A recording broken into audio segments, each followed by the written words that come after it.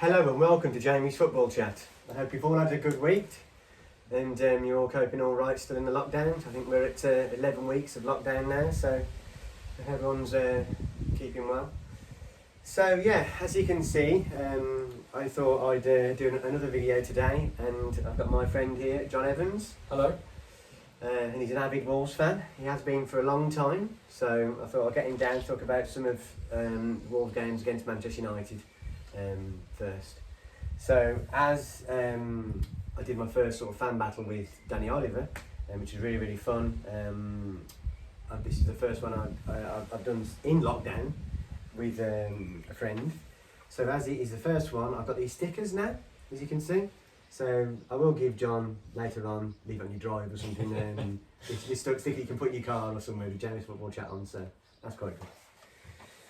So yeah, so also as well, just sort to plug is that I have got on my Twitter account, Jamies_FC, a giveaway on there still to win one of these lovely mugs. So if you can just retweet that multiple times or whatever, keep retweeting it as I'm putting it on, then the winner will be announced in the next couple of weeks. So nice to have a bit of a giveaway really. So yeah, so as you can see from this here, we are 2 metres apart. With the nice stick we've got here that says social distance 2 metres, so we are abiding by government rules, so there's no one that can email in or tweet me to say you're not 2 metres apart, so that's good. And we haven't fell out, John, have we? No, we're okay. So that's good then. So over to John, but I would say firstly, he's a really massive Wolves fan. He's been supporting them for how long? Going? I've had my season ticket for 26 years. So 26 years, so that's some big commitment that is, all the home games, absolutely amazing. Really respect that. And also as well, he's, in his own time, he's created his own website to put all the games that he's been on, which I think is really great. And it's, with all these avid football fans around, if you do things in your own time, like I'm doing this football chat, then I'm all for it. So over to John then, have a chat about your website and Man United Wolves games, John. Yeah, well, the website started when I was a bit of a tech nerd, and I did it on a spreadsheet. As I obviously worked with Jamie in the past in the tech industry, I got better at languages, and it's turned into a fully functional database-driven website with all the results on, so it's all searchable. And it's just something nerdy I do in my spare time, although I haven't done much to it for the last few years. Just keep it updated. So that's it. Yeah. Good. Jamie's going to put a link in the description. Yeah. So you can have a look on there, and some of quite a lot of my friends are all big Wolves fans, so you can have a look on there to see which games that you've been to and ones you remember, some of the big results and that. So yeah, have a look on that later. Cool. So over to some of these big Man United Wolves games that you've been to. Yeah, I mean, in the past Man United, the Wolves games, there's a few that stick in my memory. I mean, the first one that I went to was a Man United game where I think it was about the first big team that we properly played, a proper Premier League team. I got my season ticket just on the season when Newcastle United decided to go for it and got promoted to the Premier League. So they were a fairly decent team. Yeah. But see, Man United was the first big team that came down. And from what I remember, we just signed Darren Ferguson. And I think the friendly was part of the deal to bring Darren to us that we played Man United. And I went, it was a pre-season friendly. I fully expected Alex Ferguson to play a weakened team, but it was an absolute full-on team, apart from one player, and it stands out because he was actually the best player on the pitch, or in my opinion anyway, but he didn't play Giggs right at the start, from what I remember, and he played this kid called Keith Gillespie, who no one had ever heard of. Yeah, and I remember he was brilliant. He was absolutely brilliant. He stuck out as a good player. Yeah, the other one who really did a good job was Schmeichel in goal. Really? He made some fantastic saves. He was a good player. Many of the other class of '92 play, or? Yeah, there was quite a few from what I remember. I mean, it was Ince. Ince was there, and Keane. It was Bruce, Pallister. It was a full. God, it's a really good sight to see. Full team. Dixie came on as well. Hughes and McClare up front. United legend. Oh no way.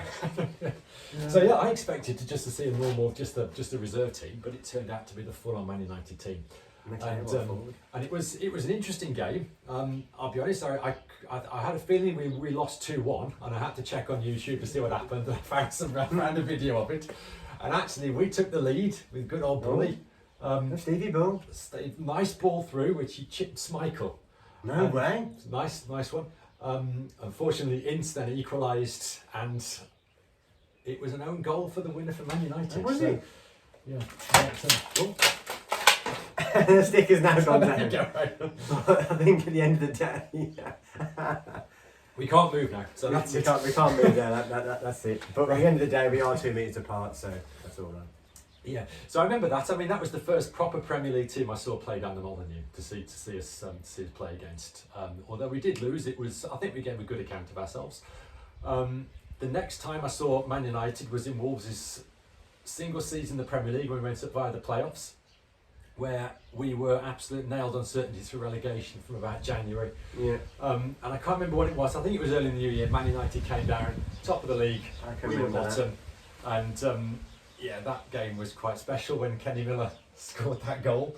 I got so much stick when I was at school for that. Everybody was running, saying Kenny Miller's name and obviously brag about it. It was a massive, result for Wolves. Never would have thought the big one of these big boys coming down, and yeah, they won. And I think it might have been West Brown that slipped over as well, and all this. And it was a massive result for Wolves. And yeah, I got a lot of stick to then, and I'll probably always remember that game because obviously it's so important to you guys. Strangely, I got a lot of stick for it as well because at the time I was playing football, a five-a-side team where most of the players were West Bromwich Albion fans. And a lot of them actually worked for the Express and Star on their reporting team. Yeah. And they were really doing their best to belittle it. They were just, don't know what the problem is. It's a Premier League team beating a Premier League team. It happens all the time. But it was nice because it was about the one bit of good news during that season. Most of the matches have been pretty terrible. I remember the start of that season, the excitement that I had of finally getting to the Premier League after 10 years of season tickets, being a season ticket holder. Brilliant. Yeah. And come crashing down in the first 3 or 4 games. Where Blackburn, it was Blackburn lost 5-1. Yeah. Then Charlton at home lost 4-0. Then I think it was actually Dave Jones. It was, and then actually I think the third match was Man United away. You can imagine we were fearing the worst. Yeah. That, and it was only, we did lose, but it was only I 1-0. always think from my memory really of it all is that United sort of going through that probably like transitional phase, and I think with some of the other players that left, and obviously sort of that era Chelsea were like the best team in the league, and we were trying to catch them up, and then it took us a couple of years to get back, and then we were obviously a big force again with Ronaldo and that. But I think that with some of the times we have played Wolves over the years, obviously been more lately, they've always been close games really, apart from the odd few when we have sort of trounced you, but it doesn't mean Let's not go on about that. doesn't mean very much, but sometimes obviously we have, but I thought I'd get that one in there. I did go to one at Molineux, that was good few years ago. I think it was like Louis Sahan that played in that and scored. That was a good while ago, but yeah, generally Man United Wolves games to me have always been close, and obviously the ones over the last few years have been very close. So I mean, I remember the 5-0 at home. I mean, that was right at the end of McCarthy's reign on the season. We got relegated, and it could have been any number of goals. I think they just sort of took the foot off the gas after a while, thinking we've got all the points now. Otherwise, they could have got even more. Yeah. But that was some of the doldrums those days, and you played some dire football, didn't you? Then. Yeah. I mean, it was just getting really stale. I think not. Some players that you brought in bad eggs, and it just sort of caused the dressing room rifts. I think as well because the captaincy was took away from. Wolves legend of yours, Carl Henry. Yeah. I think that was the bad mistake for you guys. It seemed so logical at the time, though. We were hopeful because that first season when Wolves got promoted to the Premier League, we survived by a decent margin. Yeah. And then I think the teams. I remember somebody saying that you got Burnley, Portsmouth, Hull, and Wolves in the Premier League that season. Yeah. And again, I was talking to one of the sports reporters for the Express and Star. And he was saying that if you look at those 4 teams, there's 4 awful teams. And just through sheer maths, at least one of them's going to survive. True. Just make sure it's Wolves. And we did. We did okay. And then I remember the next season, obviously, those 3 teams I think went down. Yeah. I can't remember. But yeah, those 3 teams went down. And I remember Albion came up, Newcastle came up. So I think the standard of the Premier League the next season was better, It was. and we got more points out of it. Yeah. So I thought, okay, I remember that last match of the season against Blackburn where we scored that second goal to make it 3-2 Oh yeah. in the last minute, which meant that on goal difference. Was that we were- Stephen Hunt, was it? It was, yeah. Yeah. That meant we stayed up. But I was saying to my dad, who I go to the matches with, that we've got more points out of a better league. Yeah. You've got to look at that as progress. 100%. And you look at the players that we signed. I mean, we signed O'Hara, who we'd had on loan, who was brilliant. He was at Spurs. And then I always remember when we signed Roger Johnson. He was great at Birmingham, he was. Do you remember working with Andy Yeah. at the council? He was Yeah. a Birmingham City fan, and he was saying you've got an absolute diamond in him. So we thought we've secured a good player who we had on loan. We've got somebody in to cover one of the weaker positions. We thought we've got to be kicking on from this. But I think because you had such a set team and it wasn't really, you didn't have a really big squad, you had such a set team, sometimes when that can happen, you can get another player coming in from elsewhere, and especially when they take the captaincy, then it can just cause so many dramas. I think that's what it did really, because you had Henry sort of all the dressing room, everyone was all sort of happy in a way, you're doing well, then you get someone else, even though you're trying to get up to that next level, I think that it just, rocked the boat, didn't it really? And, Yeah, and obviously then you had Roger Johnson come in, and then Henry then got dropped and different things, and obviously didn't have the captaincy, and obviously then it just all spiraled out of control, and you got relegated, and I just think that there's some of those decisions were big for you that season, weren't they really? They were. I mean, I think I don't think anybody could have saved us that season. No. Whoever had come in, Wouldn't have because been, the would it? players would be the players just looked beaten. They in did, that and second I think half they've of the just season. been they've done so much the years before. It just caught up with them as well, and you needed maybe you got two of those players in. You probably needed 3 or 4 really to try and get to that next level, rather than the ones that you had. You were doing well, but you were always sort of just above relegation zone. Yeah. You were fighting rather than you tried to go up, but then those players probably didn't have the right mentality to come in and sort it. Because I've seen it with Man United as well, that we've had different captains obviously over the years, but luckily with our club we've had like Vidic, Ferdinand, Giggs, Gary Neville, Rooney, but then obviously since then doing some casting with Pogba was it for a while, and then Mourinho didn't like it, dropped him. So De Gea's had it a bit as well. Now we've got obviously had Ashley Young, Valencia, Carrick, but then this season we've seen the difference. We've had someone come from the outside, but obviously plays in the England team. He's a leader, great defender, and now he's our club captain now, Harry Maguire. And I think since Ashley Young went to Inter Milan, he's just been a breath of fresh air with Maguire, because he's got a really, really good leader, and he'll be at our club for the next 6-7 years, how long it'll be, because I just think he's in his prime now, and you get better. And I think being a club captain, I think that's what we needed. And I think you guys sort of looking at that, really, you just had the wrong captain at the wrong time, I think. Yeah. I mean, talking about Maguire, it was very nearly came to the Wolves. And when he was at Hull, he left Sheffield United, and he had Yeah. the choice between the Wolves or Hull. Yeah. Which at the time, I mean, we were Hull wasn't we doing were too bad under Brown, was Hull it? were a Premier League team. We Yeah. were not. So he picked the team that obviously was higher up, which you can't blame him for. Definitely. But yeah, if only Times have changed. I know. But the thing is, it's interesting though today. Obviously, your house outside, but luckily in this bit of the area, it's not that windy, because there's a bit in your garden. It was really, really windy, and hence why I got my coat on. But look at John. He's got the ball scarf on, so that's great. I wasn't going to wear this, but it's you wouldn't think it's mid-June. Yeah, I know. But it's absolutely freezing. I hope your water hasn't frozen. Yes. You still have Cheers. But But it's actually funny as well, because today we was meant to be doing Ben Nevis trek. Obviously, with all that's gone on, obviously that was cancelled, and we was meant to be travelling up today, and then obviously tomorrow was hopefully then doing the hike. So obviously we'll look at rearranging that for later in the year, and it's something I'm really looking forward to, really, to complete all the rest of the should have been sitting down for a lovely meal in Oban. Yeah, exactly. Yeah. But we're here under my Yeah, cardboard. and maybe a pint. Yeah. Yeah. So no, it's good. But no, cheers for all that John. I really enjoy your chats on Wolves and Man United games. So just to also ask as well, if you could name the 2 top Manchester United players that you've seen that have come down among you since you've been going there, who would they be? I know top 2 is quite hard, Yeah. but if you could say 2. I always remember, and I can't remember who I spoke to it about, but it was, you're probably going back maybe about 8, 10 or 12 years. And I remember when I saw Berbatov and Rooney playing for Man United up They front. linked really well together. But it wasn't only that, it was the way that they never stopped working. Yeah, That even when Wolves had the ball, yeah. there was always one of them chasing them down. So what it meant was that when it was the keeper with the back pass or the defence, Yeah. they hadn't got time to think about it. And so what it meant was they were hurried passing it forward, Yeah. and there was always that pressure.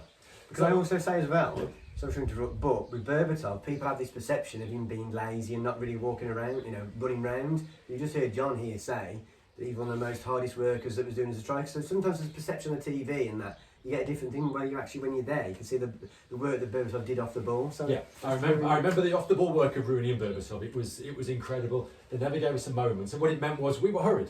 So when that ball went forward, it wasn't time to take a pass, make a touch, get it into the right place. It was get it clear.